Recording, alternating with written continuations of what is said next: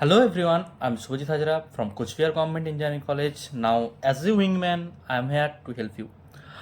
আমরা দেখতে পেয়েছি কালকে ডাব্লিউবিজিআই কাউন্সিলিংয়ের নতুন কিছু নিয়ম বেরিয়েছে এবং আগের বছর পর্যন্ত যেসব নিয়ম ছিল সব নিয়ম ক্যান্সেল হয়ে গেছে। এখন নতুন সম্পূর্ণরূপে নতুন রকম নিয়ম কিছু বেরিয়েছে এবং তার সাথেই আমাদের কালকে ডাব্লিউবিজিআই ডেট দিয়েছে। আজকে যেসব ডাব্লিউবিজিআইয়ের নতুন যে নিয়মটা বেরিয়েছে সেই নিয়ম নিয়ে আমি সম্পূর্ণ ডিটেলসে আলোচনা করতে চলেছি। এতদিন অবধি আমরা যেসব ভিডিওতে যত সব নিয়ম দেখেছিলাম সব নিয়ম কিন্তু কালকের যে নোটিফিকেশান তার দ্বারা ক্যান্সেল হয়ে গেছে। আমরা দেখতে পাচ্ছি যে এখানে যে ডাব্লিউবিজি 2024 কাউন্সিলিং ফ্লো ডায়াগ্রাম বলে কাল যে নোটিফিকেশানটা বেরোচ্ছে সেখানে পুরো নতুন যে সিস্টেমটা কিভাবে কি কাউন্সিলিং হবে তার ডিটেলসে বলে দেওয়া আছে। মানে একদম প্রথমেই আমরা চলে আসি যে এখানে কিভাবে শুরু করা হয়েছে। যদি কোনো ক্যান্ডিডেট সে ডাব্লিউবিজিআইয়ের ক্যান্ডিডেট হোক বা জেইই মেন্সের ক্যান্ডিডেট হোক, সে যে কোনোই ক্যান্ডিডেট হোক, তাকে 500 টাকা ফিস পেমেন্ট করতে হবে, তারপর রেজিস্ট্রেশন করতে হবে। এবারে এখানে একটা জিনিস দেখা যাচ্ছে যে ডাব্লিউবিজিআই ক্যান্ডিডেট হলো 500 টাকা, জেইই মেন্সের ক্যান্ডিডেট হলো 500 টাকা। এবারে কেউ যদি স্টুডেন্ট থাকে সে হয়তো জেইই মেন্স অ্যান্ড ডাব্লিউবিজিআই দুটোই দিয়েছে, সে কি 500 1000 টাকা পেমেন্ট করবে? না, তাকে মাত্র কিন্তু 500 টাকায় পেমেন্ট করতে হবে, দুটো পেমেন্ট করতে হবে না। যে কোনো একটা পেমেন্ট দিয়ে সে রেজিস্ট্রেশন করতে হবে। এই যে রেজিস্ট্রেশন প্রসেস আছে সেই রেজিস্ট্রেশন প্রসেসটা প্রথমে রেজিস্ট্রেশন করতে হবে, যেমন আগের বছরও করতে হতো সেম। রেজিস্ট্রেশন করার পর রেজিস্ট্রেশনের পরে সেকেন্ড হচ্ছে চয়েস ফিলিং। এই যে চয়েস ফিলিং এটা হচ্ছে খুবই important and mandatory for counselling. এই চয়েস ফিলিংয়ের ভিত্তিতেই সবাই কিন্তু কলেজগুলো অ্যালট করা হয়।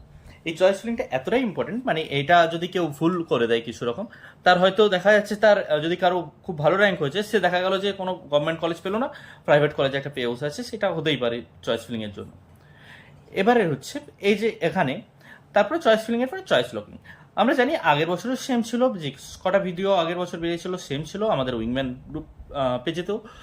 কিছুদিন আগে যে ভিডিওটা পোস্ট করা হয়েছিল সেম আগের রুল নিয়ে, সেই আগের রুলেতেও সেম চয়েস ফিলিং আগের পর চয়েস লকিংয়ের জায়গা ছিল। এই চয়েস লকিংটা নিজে থেকেও হয়ে যায়, মানে যদি কেউ ছেড়ে দেয় অটোমেটিক চয়েস লকিং হয়ে যায়।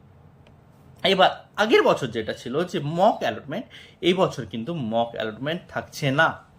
এই বছর যেটা আছে সেটা হলো রাউন্ড 1 অ্যালটমেন্ট। একদম ডিরেক্টলি রাউন্ড 1 অ্যালটমেন্ট চলে আসছে। এই যে রাউন্ড 1 অ্যালটমেন্টে একজন স্টুডেন্টের অ্যালটমেন্ট হয়ে যায়। তারপরে যেটা আছে সেই যদি রাউন্ড 1 অ্যালটমেন্টে কোনো স্টুডেন্টের অ্যালটমেন্ট হয় তাহলে তখন তাকে কী করতে হবে? তখন তাকে পে অ্যাকসেপ্টেন্স ফিটা দিতে হবে। ওই যে সিটটা যেটা আছে সেটা অ্যাকসেপ্ট করছে তার জন্য একটা ফিস পেমেন্ট করতে হয়। যদি সে নর্মাল জেনারেল ক্যাটাগরির হয় তাহলে তাকে 5000 টাকা দিতে হবে, 5000 পেমেন্ট করতে হবে। এবার সে যদি টিএফডাব্লিউ ক্যাটাগরি বা ইডাব্লিউএস ক্যাটাগরির হয় তাহলে তাকে 3000 টাকা পেমেন্ট করতে হবে।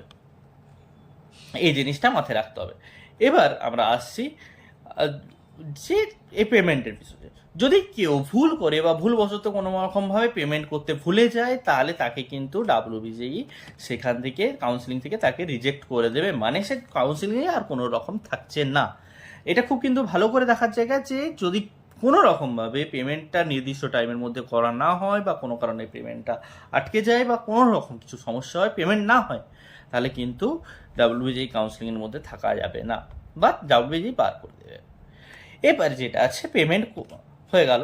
এবারে যদি পেমেন্ট করে দেওয়ার পর তারপর টপিকটা হচ্ছে যে তাকে একটা সেই ইনস্টিটিউটে যেতে হবে। মানে সাপোজ কোনো একটা স্টুডেন্টের যাদবপুর ইউনিভার্সিটির আন্ডারে একটা ব্রাঞ্চ অ্যালট হয়েছে, তাকে কিন্তু ফার্স্ট রাউন্ডে ওই কলেজে যেতে হবে। নির্দিষ্ট যেমন আমাদের ডেট দেওয়া আছে সেই ডেটের মধ্যে কলেজে যেতে হবে। ইনস্টিটিউটে গিয়ে পরে ডকুমেন্ট ভেরিফাই করতে হবে। যদি কেউ সেই ডেটের মধ্যে পেমেন্ট করার পরেও যদি কেউ সেই ডেটের মধ্যে না যায়, সে অ্যাটেন্ড না করে, তাহলে তখন কিন্তু তাকে সেম টু সেম ডাব্লিউবিজিআই কাউন্সিলিং থেকে তাকে রিজেক্ট করে দেওয়া হবে। এরপরে আসছি সে ডকুমেন্ট নিয়েও গেল, ওই কলেজে গেল। এবার যদি দেখা যায় তার বিশেষ কিছু ক্যাটাগরি, যেমন কি হয় অনেকেরই ইডাব্লিউএস ক্যাটাগরি করা আছে কিন্তু তার ইডাব্লিউএস সার্টিফিকেট নেই। এই ইডাব্লিউএস সার্টিফিকেট না থাকার জন্য তার এই ভেরিফিকেশনের সময় ক্যান্সেল হয়ে যায়, সে তখন ডিরেক্ট রাউন্ড 2 এর জন্য এলিজিবল হয়ে যায়। হয়তো সে রাউন্ড 2 এর মধ্যে কোনো সার্টিফিকেট রেডি করতে পারবে, কিন্তু করতে পারলেও তার কিন্তু কোনো লাভ হবে না।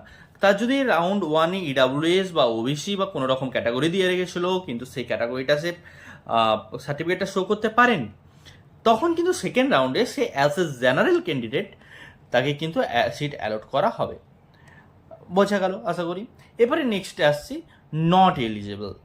মানে কেউ হয়তো আমাদের জীবন নাম্বারে দেওয়া থাকে যে সবাই তাদের মার্কশিট আপলোড করেছে, কেউ হয়তো ফেক আপলোড করেছে, হয়তো দেখা গেছে যে কেউ একটা ফিজিক্স বা কিছুতে পাস করেনি, সেক্ষেত্রে পাস না করার পরেও কিন্তু সে দিয়ে রেখেছে সেখানে পাস করেছে, কিন্তু ফিজিক্যাল ভেরিফিকেশনের সময় দেখা গেল যে সে হ্যাঁ পাস করেনি, সুতরাং সে কোনোভাবেই কাউন্সিলিংয়ের জন্য এলিজিবলই নয়, তখনই তাকে ক্যান্সেল করে দেওয়া হবে, সেটা কাউন্সিলিং থেকে বেরিয়ে গেল। এবার হচ্ছে সব ডকুমেন্ট ঠিকঠাক অ্যান্ড সে অ্যাকসেপ্টেড হলো, ভেরিফিকেশন ঠিকঠাক, ওকে ডান। এবার নেক্সট আসছে যে অ্যালোটেড যে চয়েসটা হয়েছে সেই চয়েসটা যদি তার ফার্স্ট চয়েস হয়, মানে আমরা চয়েস ফিলিং এর সময় 1, 2, 3, 4 এরকম সিরিয়ালি বিভিন্ন রকম চয়েস দিয়ে রাখি, যদি সেই অ্যালোটেড যে সিটটা সেটা যদি ফার্স্ট চয়েস হয় তাহলে তাকে পিআই রিপোর্টিংয়ে যেতেই হবে।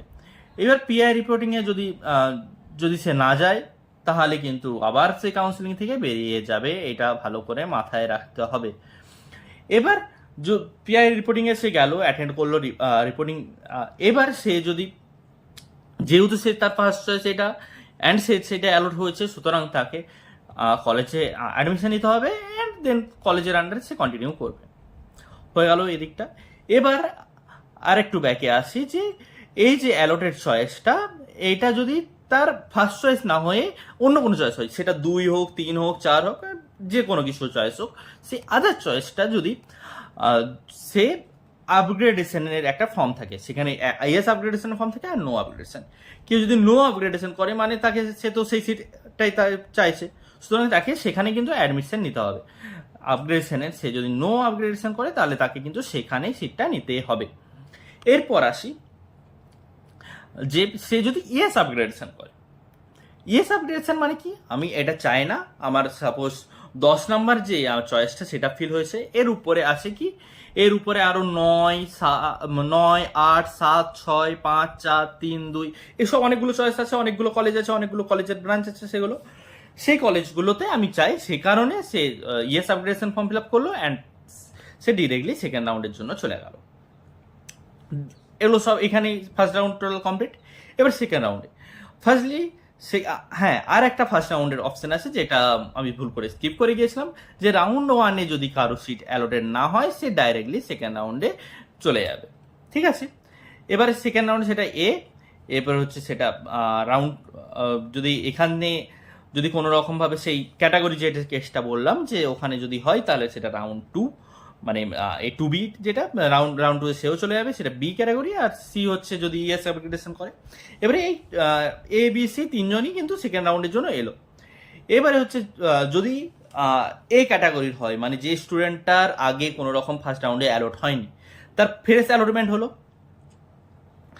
ফ্রেশ অ্যালটমেন্ট হওয়ার পর প্রথমত তাকে সিট অ্যাকসেপ্টেন্স ফিটা পেমেন্ট করতে হবে। সে কিন্তু আগে তখন ফি করেনি, কারণ কি তার কোনো সিটই তখন অ্যালট হয়নি, তাই পেমেন্ট করেনি।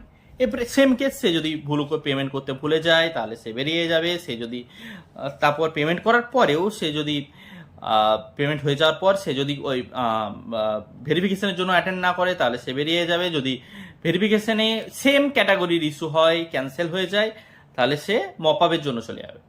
কি বললাম, যদি ভেরিফিকেশনে ক্যান্সেল হয় সেকেন্ড রাউন্ডে তাহলে সে মপ আপের জন্য চলে যাবে। এবার যদি আবার এখানে এসে যে ফ্রেশ ক্যান্ডিডেট সেটা যদি এলিজিবল না দেখা যায় তাহলে সেটা আবার এক্সিট হয়ে যাবে। এই যে এক্সিট হয়ে যাবে, সে এক্সিট হয়ে গেল মানে তো সেখানে ক্যান্সেল সঙ্গে সঙ্গে। এরপরে যেটা আসছে যে ডকুমেন্ট ভেরিফিকেশন, সেকেন্ড রাউন্ডে ডকুমেন্ট ভেরিফিকেশন হওয়ার পরেও যদি কেউ দেখা যায় তো ডকুমেন্ট অ্যাকসেপ্টেড হয়েছে, মানে যেটা হয় সচরাচর কোনো সমস্যা না থাকলে তো এটাই হয়। তারপরে সে যদি তার যে চয়েসটা সেটা যদি 1 নাম্বার চয়েস হয়, মানে একটু আগে আমি বলছিলাম যেমনটা, যে যদি চয়েস নাম্বারে যেমন আমরা চয়েস ফিলিংয়ের সময় 1, 2, 3, 4 এরকম করে চয়েস থাকে, তো সেটা যদি 1 নাম্বার চয়েস হয় তাহলে কি করতে হবে, তাকে পিআই রিপোর্টিংয়ে অবশ্যই যেতে হবে। তারপর পিআই রিপোর্টিংয়ে রিপোর্টেড হওয়ার পরে সে তাকে ওই ইনস্টিটিউটে জয়েন্ট ইনস্টিটিউট মানে অ্যাডমিশন নিতে হবে। এবার সে যদি কোনো অবস্থা রিপোর্ট না করে তাহলে তো তাকে এক্সিট, ওখান থেকে কাউন্সিলিং থেকে বেরিয়ে গেল।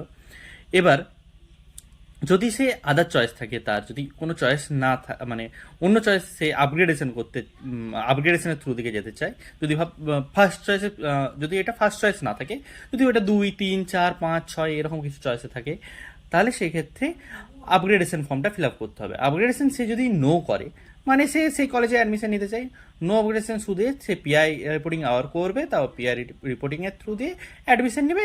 এবারে যদি পিআই রিপোর্টিংয়ে না যায় তাহলে তার এক্সিট। এবার সে যদি আপগ্রেডেশন ইয়েস করে, তাহলে ইয়েস আপগ্রেডেশন মানে 2 নম্বরের পরে আপগ্রেডেশন কি, সেটা তো মপ আপ রাউন্ড, সুতরাং সে মপ আপ রাউন্ডে চলে যাবে।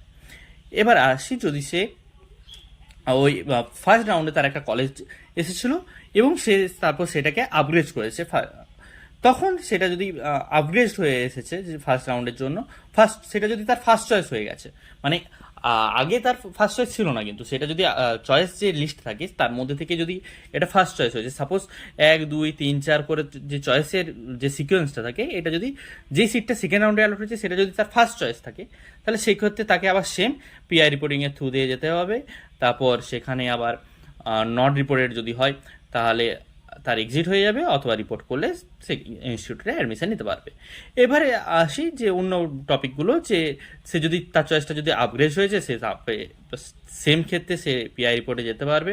যদি পিআই রিপোর্টে যায় তাহলে সে ওই অ্যাডমিশন নিতে পারবে, যদি পিআই রিপোর্টে সে অ্যাডমিশন নিতে না চায় তাহলে সে তার যাওয়ার দরকার নেই, সে ডিরেক্টলি মপ আপে চলে যাবে। ইভেন যদি তার সিটটা সেম থাকে, কোনো রকম আপগ্রেডেশন না হয়, মানে আগের বছর পর্যন্ত ছিল কি, যে ফার্স্ট রাউন্ডে কেউ যদি সিটটা ছেড়ে দেয় তাহলে সে সেকেন্ড রাউন্ডে যখন যাচ্ছে সে ফার্স্ট রাউন্ডের সিটটা খুঁড়ে পাবে না। কিন্তু এই ক্ষেত্রে একটা জিনিস খুব সুন্দর, নিয়মটা এটা যেটা খুবই স্টুডেন্টদের পক্ষে ভালো হবে, যে তারা যখন সেকেন্ড রাউন্ডের জন্য অ্যাপ্লাই করছে তাদের কিন্তু ফার্স্ট রাউন্ডে সিটটা থাকছে। যদি তারা সেকেন্ড রাউন্ডে কোনো নতুন সিট না পায় তাহলে কিন্তু তাদের ফার্স্ট রাউন্ডে সিটটা থেকে যাবে। ঠিক আছে, এবারে আসছি মপ আপের দিকে। মপ আপের জন্য যেসব স্টুডেন্টরা ফার্স্ট রাউন্ড এবং সেকেন্ড রাউন্ডে অ্যাডমিশন নেয়নি, এবং যেসব জন্য সিট অ্যালট হয়েছিল কিন্তু অ্যাডমিশন নিয়েইনি, কিন্তু তাদের মধ্যে যারা এক্সিট হয়ে গেছে, মানে এখানে যেমন আমরা দেখতে পেয়েছিলাম কী কীভাবে এক্সিট হতে পারে, যদি সিট অ্যাকসেপ্টেন্স পে না করে তাহলে এক্সিট হয়ে যাবে, যদি পিআই ডকুমেন্ট ভেরিফিকেশান অ্যাটেন্ড না করে তাহলে এক্সিট হয়ে যাবে, যদি এলিজিবল না হয় তাহলে এক্সিট হয়ে যাবে, এরকম অনেক কিছু এক্সিটের ক্রাইটেরিয়াগুলো দেখেছিলাম। সেই এক্সিটগুলো যদি হয়ে যায় তাহলে কিন্তু সে মপ আপের জন্য আর রেজিস্ট্রেশন করতে পারবে না। এবার হচ্ছে, তাছাড়াও যদি কারো ফার্স্ট রাউন্ডে সিট বা সেকেন্ড রাউন্ডে সিট অ্যালট না হয়, অথবা কেউ যদি কাউন্সিলিংয়ের জন্য রেজিস্টারই না করে থাকে প্রথমে, তাহলে সে ডিরেক্টলি মপ আপের জন্য রেজিস্ট্রেশন করতে পারবে অ্যান্ড চয়েস ফিলিং করতে পারবে। ইভেন কেউ যদি ফার্স্টে যে চয়েস ফিলিং রেখেছিল সেই চয়েস ফিলিংও রাখতে পারে যদি সে ফার্স্ট রাউন্ড অ্যাটেন্ড করেছিল, নর্মাল রাউন্ড। এবার আসছি মপ আপের অ্যালটমেন্ট।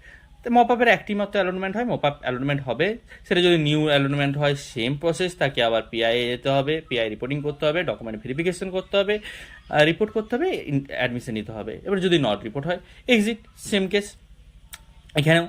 যদি যে সেকেন্ড রাউন্ডে রিপোর্ট করেনি কিন্তু তার চয়েসটা আপডেট হয়েছে, মানে যে কোনো রকম সেকেন্ড রাউন্ডে যেটা যায়নি একটু আগে, এখানে এই যে বিষয়টা বললাম যে সেকেন্ড রাউন্ডে যদি সে না যায় তাহলে তাকে আবার পিআই রিপোর্টিংয়ের জন্য যেতে হবে। তারপরে যদি সে তার ওইটা যদি আপগ্রেড না হয়ে থাকে, আমি কি বললাম যে সেকেন্ড রাউন্ডে যে সিটটা কিন্তু ক্যান্সেল হয়ে যাবে না মপআপে যাওয়ার সময়, সুতরাং যদি আপগ্রেড না হয়ে থাকে তাহলে সেই ক্ষেত্রে কিন্তু পুরোনো কলেজে গিয়ে পরেই রিপোর্টিং করতে হবে অ্যান্ড অ্যাডমিশন নিতে হবে। আর যদি আপগ্রেড হয়ে থাকে তাহলে সে আপগ্রেড নিউ কলেজে যেতে হবে, গিয়ে পরে অ্যাডমিশন নিতে হবে। আর যদি কোনো দুটোই ইচ্ছে না থাকে তাহলে সে যাবে না, আর তাহলে তার এক্সিট। আবার কি, এবার যদি ফ্রেশ অ্যালটমেন্ট হয়, ধরছি কারো ফার্স্ট রাউন্ডে বা সেকেন্ড রাউন্ডে হয়নি, ডিরেক্ট মপ আপে অ্যালটমেন্ট হচ্ছে, সেটা হচ্ছে ফ্রেশ অ্যালটমেন্ট। তাকে ফিস অ্যাকসেপ্টেন্স, ওই যেটা সিট অ্যাকসেপ্টেন্স ফি পেমেন্ট করতে হয়েছিল ফার্স্ট রাউন্ডে কারো ফার্স্ট যাদের সেকেন্ড রাউন্ডে, সেম তাদেরকে এখানে এসে পরে সিট অ্যাকসেপ্টেন্স ফিটা পেমেন্ট করতে হবে।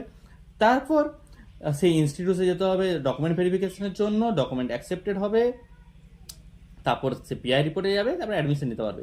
এবারে উইথাউট এনি কেস যদি সে ডকুমেন্ট ভেরিফিকেশনের জন্য না যায়, যদি অ্যাটেন্ড না করে, অ্যান্ড যদি তার ডকুমেন্ট ক্যান্সেল হয়ে যায়, অথবা সে যদি সিট অ্যাকসেপ্টেন্স ফিটা পেমেন্ট না করে, এক্সিট। কারণ কি এখানে এক্সিট হওয়া মানে তার এই বছরের মতো ডাব্লিউবিজে থেকে সে আর সিট পাচ্ছে না। আমরা ভিডিও জুড়ে দেখে নিলাম যে কি করে কি এবছর নতুন যে কাউন্সিলিং এর প্রসেস তা সম্পূর্ণভাবে ভিডিও জুড়ে দেখে নিয়েছি। এবং তার সাথে সাথে আমি বলে দিই, আমাদের যে উইংম্যান গ্রুপ আছে, হোয়াটসঅ্যাপ গ্রুপ, তার নিচে ডেসক্রিপশনে লিঙ্কটা দেওয়া আছে, সবাই জয়েন হয়ে যাও। আর এই ভিডিওতে যে সব সমস্যা সব তোমরা কমেন্ট করবে, সুতরাং লাইক, কমেন্ট, সাবস্ক্রাইব অ্যান্ড বেশি বেশি করে শেয়ার করো, যাতে করে আমাদের এই ভিডিও সবাইকার মধ্যে ছড়িয়ে যেতে পারে।